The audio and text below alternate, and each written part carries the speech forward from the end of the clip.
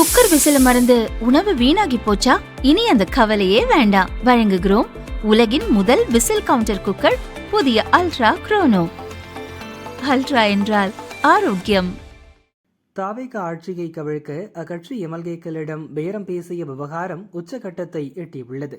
ஊத்தங்கரை தாவேக MLA இளையராஜாவிடம் 35 கோடி ரூபாய் பேரம் பேசிய வழக்கில் யூடியூபர் திருநாவுக்கரசு உள்பட இதுவரை 12 பேர் கைது செய்யப்பட்டுள்ளனர்.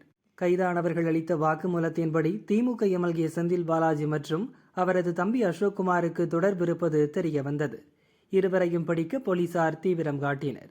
இருவருக்கும் ஹைகோர்ட் முன்ஜாமீன் வழங்கியது. கைதானவர்களிடம் நடத்திய விசாரணையில் ஒரு கார்ப்பரேட் நிறுவனம் 180 கோடி ரூபாய் ஒதுக்கி சென்னை கிண்டியில் உள்ள நட்சத்திர ஹோட்டலில் ஒரு வாரம் திட்டம் தீட்டியதும் அம்பலமானது. சிங்கப்பூரைச் சேர்ந்த தொழிலதிபர் லட்சுமண பெருமாளுக்கும் வழக்கில் தொடர்பு இருப்பது தெரிய வந்தது. மேகாலயா ப்ராஜெக்ட் என்ற பெயரில் 15 தாவேக எம்எல்ஏக்களை பெரும் தொகை கொடுத்து விலைக்கு வாங்கி தாவேக ஆட்சியை கவிழ்க்க கூட்டு சதி நடத்தியிருப்பதும் விசாரணையில் தெரிந்தது.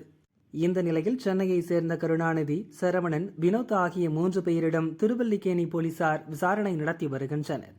மூவரும் ஃபைனான்ஸ் நிறுவனம் நடத்தி வருவதாக கூறப்படுகிறது.